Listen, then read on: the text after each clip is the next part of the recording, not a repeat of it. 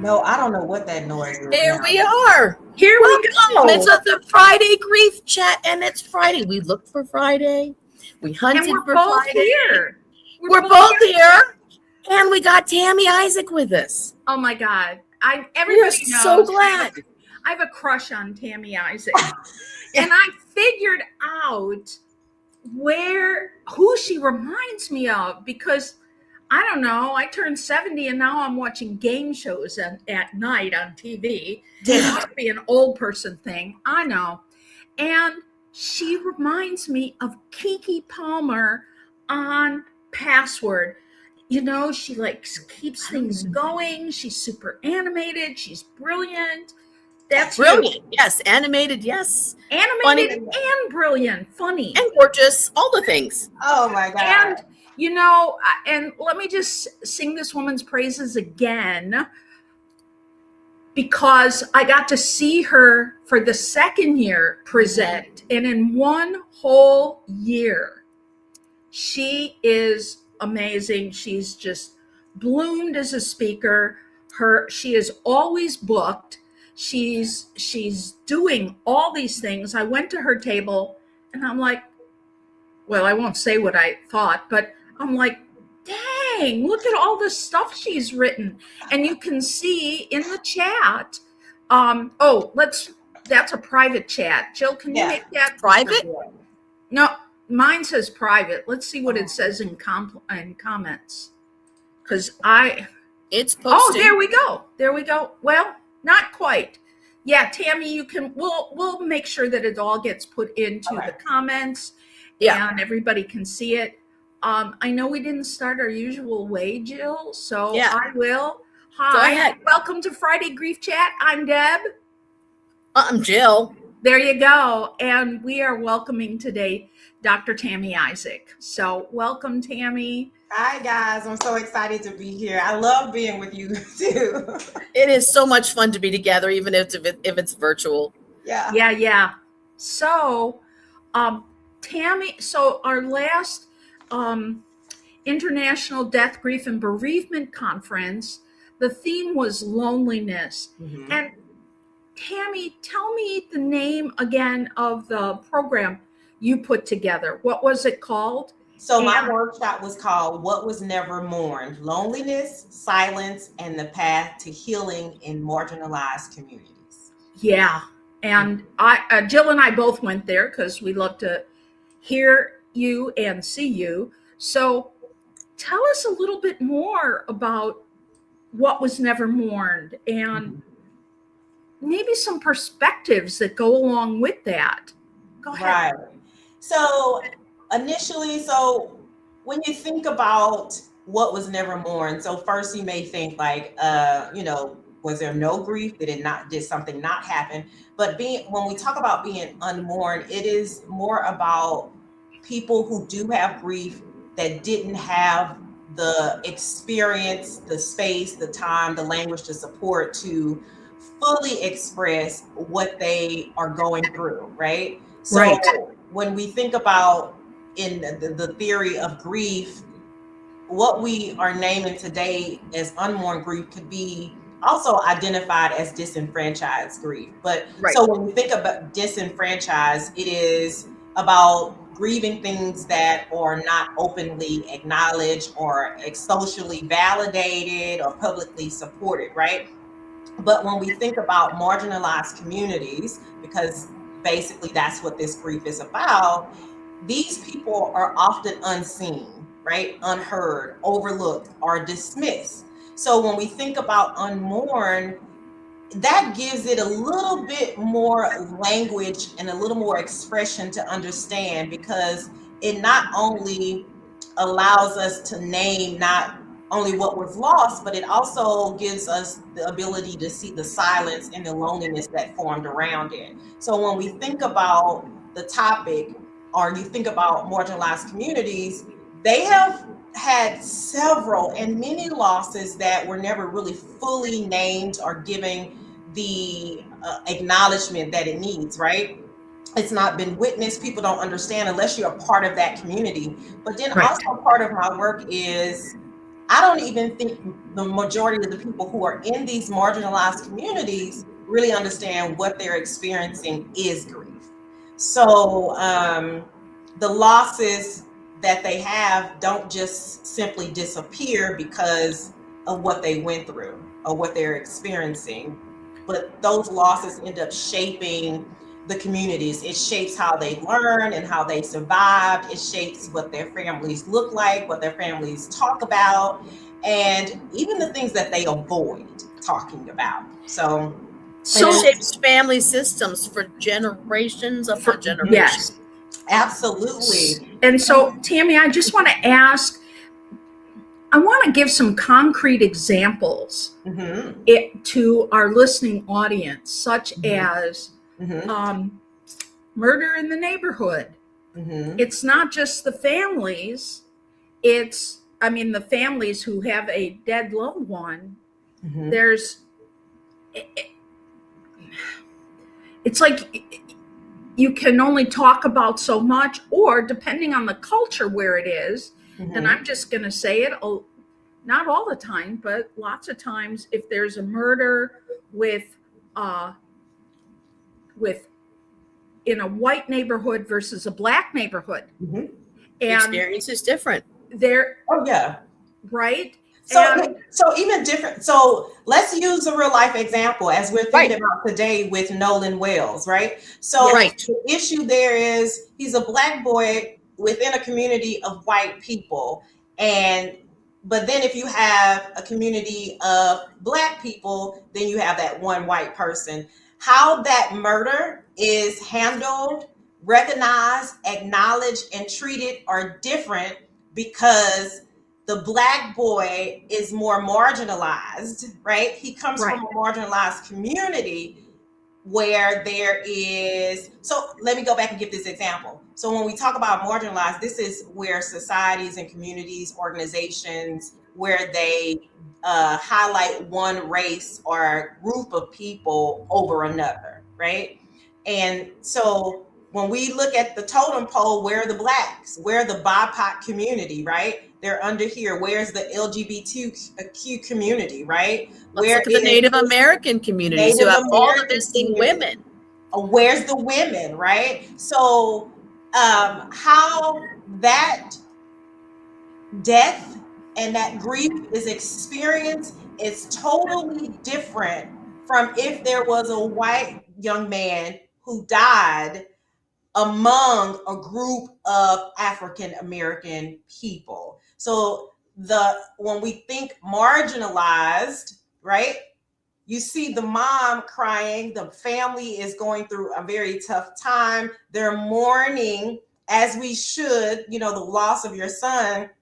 But then I see the other day, she works in the medical field and people were leaving reviews that were bad about her, that had never had her services before, right? So what does that speak to her? What does that speak to the community? It speaks to her community that you are not allowed to mourn the death of your child. Had it been the other way around, the Caucasian woman would have been receptive. The community would have been receptive. People would have been like, oh, no, and doing all kinds of things, right? But when you think about marginalized people and marginalized communities, we are communicating to them that they don't have the right to mourn because they've been displaced.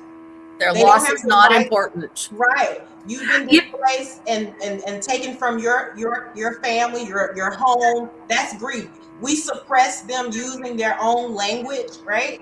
They come to another country. They can't find the kind of food that they're used to. These are things of grief, right? So what happens is you start erasing their culture, right?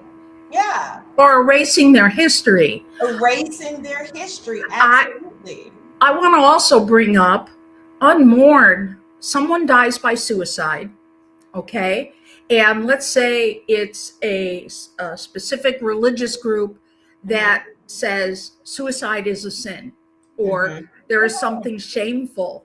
Hello. Yeah. That's another unmourned.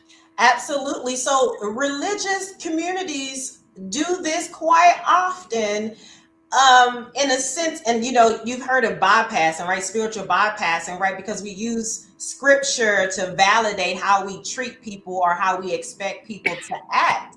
And so if somebody dies by suicide, then we tend to believe, oh, you shouldn't mourn them. They shouldn't have did that. Or we degrade them and degrade their character, talking about, well, they should have known better. They shouldn't have did this and all of that. That's another way that we push people further into the margins and do not give them the ability, the time, the space, the language, or the support to grieve.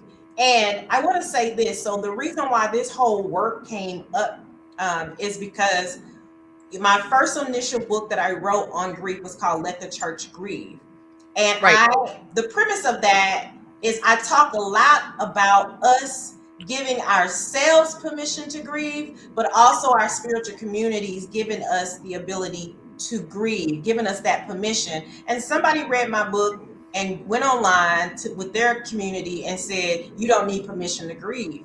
And I thought, how privileged it is for somebody to say that other people don't need permission to grieve because you have that ability. When you look at people in marginalized communities, they are not given the time, the space, the safety, the support, or the language to grieve. It's almost as if saying what you are grieving is not important. I was invited by an African American community church in LA to do an online grief talk for the congregation after church one day during the pandemic. And the pastor called me about it, and I said, I know lots of people who don't look like me who could do this for you. He said, no, we need someone from outside the community to come in and say, this is how grief should be done, and you have permission, and nobody in the church can tell people how to grieve because we got too many people telling people not to grieve or how to grieve or what to do. They need to hear it from an outsider. Absolutely. And like that shouldn't even be fair.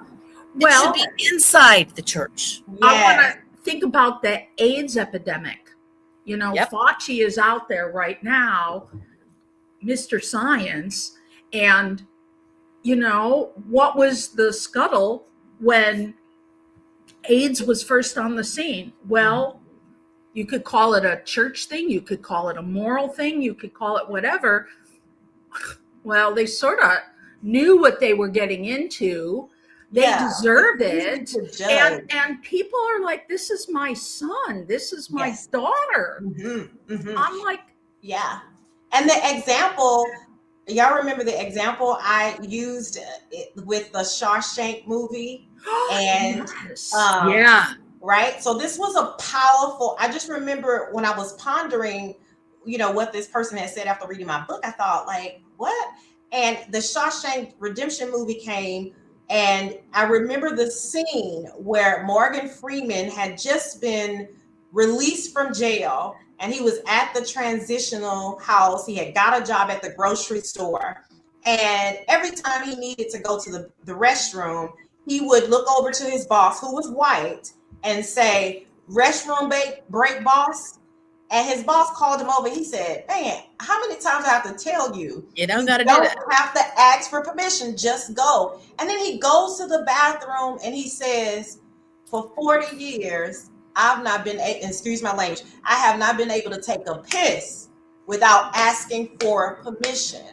That was such a strong moment. Yes. This is how, just like when somebody's incarcerated and are trained on how to live life every day in that facility, it is the same way society has conditioned marginalized communities on what they should be mourning and focusing on, right? And a lot of this may not be just verbally, you can't mourn or you shouldn't be doing this. What about some of the lack of resources that we provide to people, the medical mistrust that has happened? So now you're teaching us that we can't trust you with our bodies. That's right.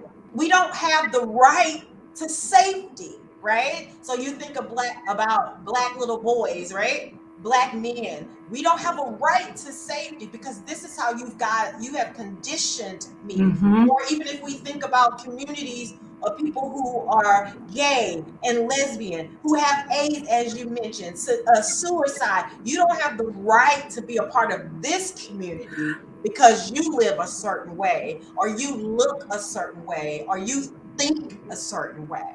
How about people physically challenged? You can say disabled. You can say blah blah, whatever the PC words are. But the bottom line is, if they can't get into the bathroom in a wheelchair, Mm-hmm. or there's like curbs everywhere. Yeah. My dad could not get out of the bathroom at Barnes and Noble because the door was not automatic and it was too heavy and you had to pull it Wow. in to get out. And he had a disease that was very much like ALS. He was Yeah. trapped in there until someone heard him yelling. Wow. Right. And it's just the simple things. And he was an older white man, but he was trapped. Yeah. Like, we can be nicer to Jimothy than we can be to our handicapped population. Oh, And I do love Jimothy. I think he's adorable. But if we can accept Jimothy and protect him from Yes. cruelty, Yes. No, absolutely. why not our autistic communities who are losing it now? Artistic, those that are disabled, those that are living with chronic illnesses, all of these things, women who are unable to have children, right? All of these things, or even when you think about somebody who miscarried, right? And then Especially you have people because who now are they're like, being charged with crimes in some states. for sure. And people don't realize the attachment that happens when you become pregnant, Right. and the emotions that are happening in there. So when somebody loses a baby, there's the connection was already made. Doesn't matter if they ever met them or not. And then people who lack the understanding are like, oh, you'll be fine, or are you still dealing with that? They don't really We're only 12 weeks. What are you talking about? Happens all the time. Yeah, it wasn't When even somebody cool. wants a baby, the minute they find out they're pregnant, they know the child's name, what their eyes are going to look like, what college they're going to go to, and what sport they're going to play. That's already done. Yeah. Right? Yeah. And some of the things that I want to acknowledge too is how people are actually showing up with unmourned grief and how it is being displayed, because I have a lot of examples, of course, of being an African American woman. Right. And so one of the main things that I know I struggle with as in the marginalized community is this strong Black woman syndrome, right? And so if I'm having a difficult, if I show up as somebody that's difficult, then people will be like, oh, you can't work with her, right? But then you don't really understand the frustration that I'm having to deal with every day as being an African American woman living in a marginalized community. Or you don't even realize that I don't even have time to deal with the grief, right? Or whatever's happening with me because rent got to be paid. You don't understand that I got so much responsibility that it's hard for me to be kind to you because I'm thinking about who's going to pick my kids up today, right? But what happens if my daughter gets sick at school? Absolutely. I don't know I don't know if my Crohn's is going to flare up today. I don't know if my sickle cell's going to show up today. I don't know if I'm going to get locked in a bathroom, right? Because it's happened before. And so people are carrying these types of emotional grief inside of them. They don't know it's grief. They just show up frustrated. They just show up angry. They show up in fear. They show up, and they don't feel safe saying what's behind it. Absolutely. A lot of which causes the silence, right? Right. The silence, which leads to loneliness, because I can't fully explain what I'm experiencing. Exactly. You want me to explain to you what's going on with me when I've never been given the space. And when we think about like in families and generations and in generational grief and inherited grief, many things that our ancestors, our parents, our loved ones have experienced, They didn't have a name for it. They didn't have a language for it. For them, you know what it was? It was survival. Right. Yeah. Let me just do what I gotta do to survive. And that meant looking angry. That meant being overworked. That meant not being kind sometimes. That meant not being able to be social with people, right? And not being able to make connections because you couldn't trust that they weren't going to be. You can't trust. You're untrusting Yeah. of people. You have fear of vulnerability. You have emotional numbness. And so the way that our parents and ancestors handled things has been carried down and passed down to us. And here's the thing, like a wound, it's still open. It still needs to be healed, but here's the deal. Nobody can remember when the wound happened. You know, not even the person that is experiencing whatever grief it is or whatever loneliness it is. Right, because they don't know with them. That's the thing. It didn't start with them. It passed down. I'm sure you've done this reading, Tammy. There are a couple of really good, they're just articles. I haven't seen them put in books of all of the letters that people who had finally been released from slavery after the war wrote into all the newspapers looking for lost family members and all. It was a first name. My mom was known as this. She was on this place. I haven't seen her since here. If anyone knows of her whereabouts, write to be care of. And it was always just a generic. It was thousands of people looking for lost loved ones who'd been ripped away from them before the Civil War. And most of those letters, I'm sure, never got answered. Never. And there is the wound. There is the wound. I mean, wait a minute. There's another wound. Right? On top of the initial one. And here is the thing. Here's where silence also shows up. Because I never got the answers. I never found my family. So the story was lost. Right. So we don't know. I don't even know why I act this way. I don't even know why I handle things this way. It's just who I am. But it's not just who you are. The story. It's the sum total of all the stories. You are all more the losses and all the isolation. Yeah. And I think the hardest thing is, and I'm going to use the Holocaust. I was going to go there next. Another example, because they're doing the same. They were doing the same thing, and they're still doing that. I grew up in Skokie, which was during that particular time, a lot of Holocaust victims or survivors, I should say, settled there and made families. And I went to school with more Holocaust survivors than I even knew till later on in life. Wow. And because it's sort of like Fight Club.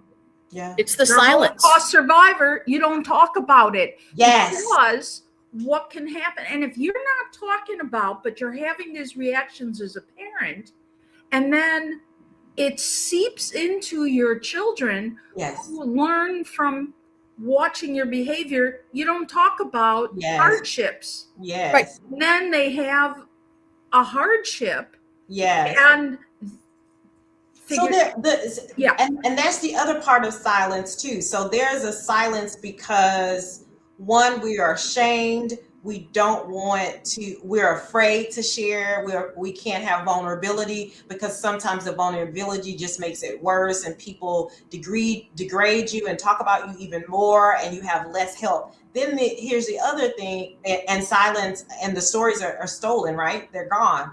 Then there is the silence that's passed down through families, right? Because there are families like what goes on in this house stays in this house, right? We don't want to talk about that because that's going to, and even in cultures today, there are still things that you don't talk about, we don't share. And so it has been communicated within the families that we don't talk about this. And then here's the other thing. Some families is like, I don't know why we don't talk about it, but mom said we just never talk, we never supposed to talk about it. You know, there's no reason that has been given of why you're supposed to be silent.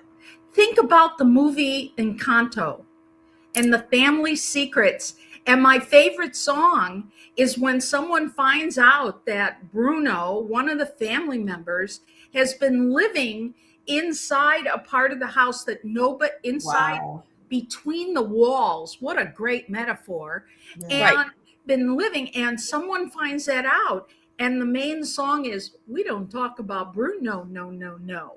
Wow. It's I mean, and that was a Hispanic family. Yeah. It's like a family rule, right? It is. And And a it- cultural rule. yes. Really is. I mean, if you look, and if you also look at the memorialization that we've been able to do so far, we've got the Holocaust Museum in DC, which is amazing. Yeah. But And in Skokie. it ends in a silent room, Yeah. which is powerful. But, and then there's the lynching memorial, which I don't think I could ever go to because I've seen it from afar.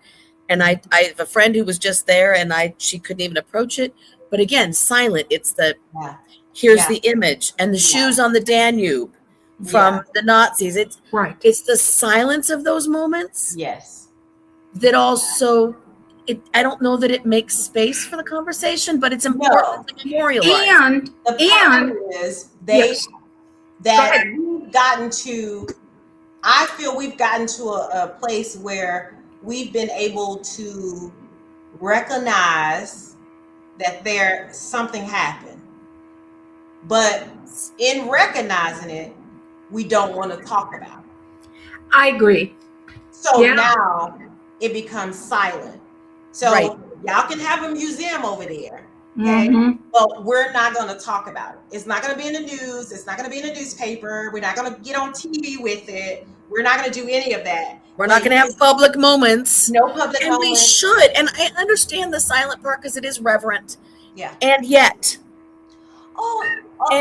we need this. there are, and that's what people need to understand. And I think was it Neil who did a great example of the different types of silence, right? Yes.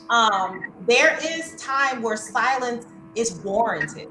Right. When it's healthy, when it's providing space for support and giving a silent language to be able to mourn and grieve and be reflective. But then there's a silence that is deafening, a silence that is unhealthy, a silence that is killing and destroying our history, our community, and our people.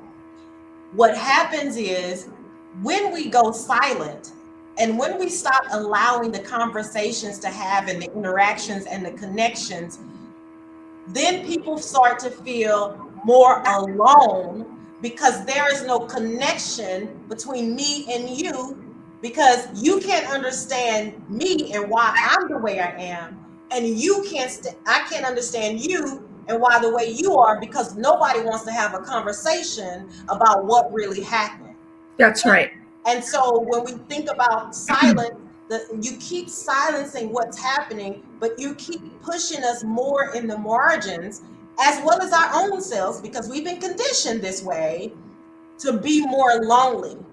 And even though we are surrounded with more people than we ever have been in our life, we are more lonely today because there is no human connection. There is no emotional connection. There's no understanding, no genuine wanting to connect with people in our lives. And many of us talked about the Surgeon General, right? Right. I had this quote I want to share. Is that okay if I share? Oh, Yeah, sure. yeah.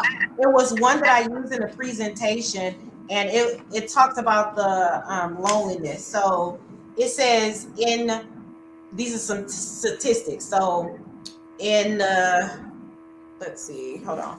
Oh yeah, the CDC reported that loneliness was heightened among bisexual adults at 57%, and among transgenders at 56.4%, all the way to 64%.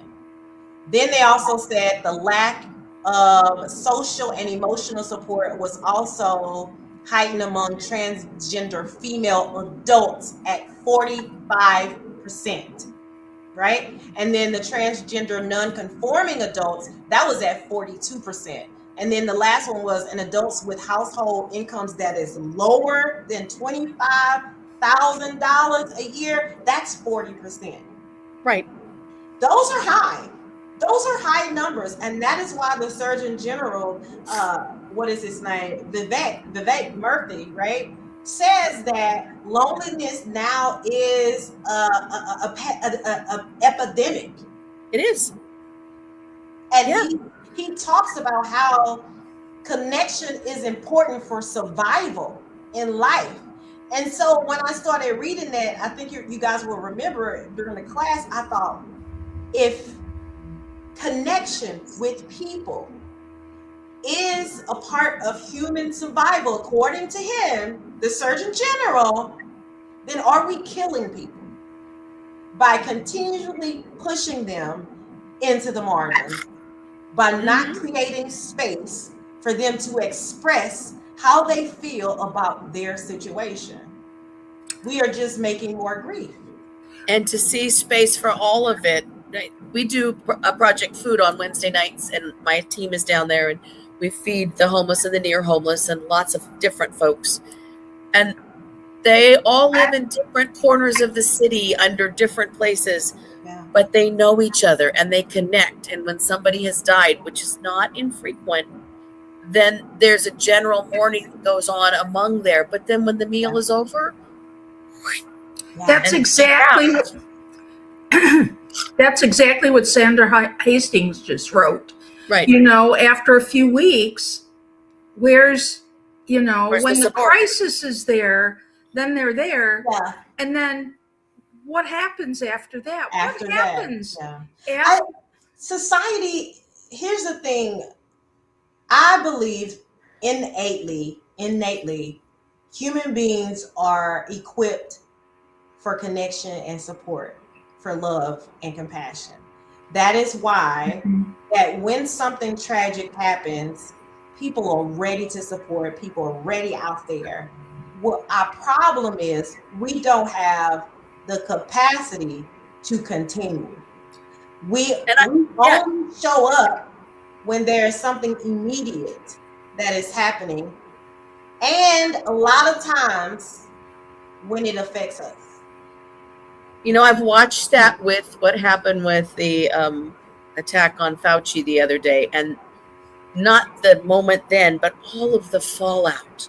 Yeah. And it is so clear that so many thousands of medical, funeral, first responder, anybody medical people, they never had a chance to express what they experienced because it was crisis, help people, lots of deaths, and then go back to normal life. Yeah. And they are still so angry and so isolated. Yes. And that is where this and their loneliness is going to increase again because they don't feel heard and seen. Absolutely. And I think that's where we need to be with every kind of group that has been silenced out of their mourning. I read the book called, one of my professors told me to read. I can't remember the author's name. I'm so sorry, but you may remember. He wrote The Bodies Keep Coming. And he was the medical director of the hospital. You know what I'm talking about? In Dallas? I do. Okay. Yes. Yeah. He was Black, right? And he talks about how all the traumas as they came in and unable to save people's lives. And he had to deal with a doctor watching these patients die and unable to help them. So that's grief in itself, right? You have the secondary grief. But then also he had people who were sending him threatening letters and notes because he was Black and the officers were white, and they were saying, you didn't do what you were supposed to do. You didn't save their lives. And so I'm just thinking, and he just talks about the grief that he experienced, not as a doctor, not being able to save them, but then on top of the notes and the letters, grieving these death threats, and just the overwhelming communication broadcast all over the place, and him being signaled out. And I'm like, whoa, we're not seeing the humanity of this man, right? Black and white. I work in a hospital. I'm watching the nurses, the doctors, and the staff when something is happening, and they've been trained to save people, but then they can't. You know what I'm saying? Right. And the difficulty of trying to make sense of what is happening, they carry a lot. And They do. There's no room. That's why on my campus, I'm a big advocate. Hey, let's talk. What's going on? Like, I'm showing up. I'm walking around. Nobody wants to talk, but I'm present. You know what I mean? And Yes. I'm discerning who needs that touch and who needs something. We have to remember that they're human. People are human. And the same battles that you have with emotions are the same battles that other people have too. And we've got to create space so we don't push them into lonely places that then in turns causing them to even hurt or harm their own selves to their own detriment, which is what Surgeon General was talking about. And he's right. My late wife was an ER nurse, and there were lots of traumas that came through, but there were some that hit the staff harder. And I always knew it was that night, because she only worked nights, because it was, we're going out for breakfast if you want to join us. And there was a little girl who was hit by a woman driving a car, and just some of the specifics but then they had to go on to the next one. Absolutely. And then they had the anger from the family who the child couldn't be saved. And they had done everything they could, but nothing's good enough when your child dies. Yeah. Right. Absolutely. It's that stuff. We need to find the way to make the space and hold people up and let them figure out where this is coming from and to give voice to what they need to mourn. Absolutely. Whether it's now or whether it's from 10 years ago, it still needs space. Absolutely. There needs to be permission granted. Access granted. Access granted. Tammy, thank you for being here. Yeah, thank you so much. I always enjoy being with you guys. Oh, you're going to be back in Wisconsin, right? Yes, I'm going to be back. I'm working on my proposal now. Me too. Yeah, me too. I've got my thanatology class working on proposals. Yay! So excited. Marian University, we're going to show up. Oh, so, that's awesome. It really is. So I'm going to try to see if I can get some people to send in some proposals too. I teach a class on grief for first responders, and I've expanded what a first responder is. So they're doing papers on a variety of things. No way. That is great. Yeah, it's a really good class. And there's not a single textbook. It's all interviews with people who I know and who work in it. And then they have to go find their own resources to write about it. But they're going to show up in I love Wisconsin. That. I do a lecture series here for our hospital with the first responders. And so I made like a little booklet to give them. So I love that. Thank you. Very good. All right, guys, off to Friday. Yeah. Thank you, Tammy. Thank you. Thank y'all so much. I always appreciate it. Thank you to our audience. Thank you for those who watch later. Please feel free to write comments, and I put Tammy's list of books in the chat. Yay. Bye, everybody. Bye everyone.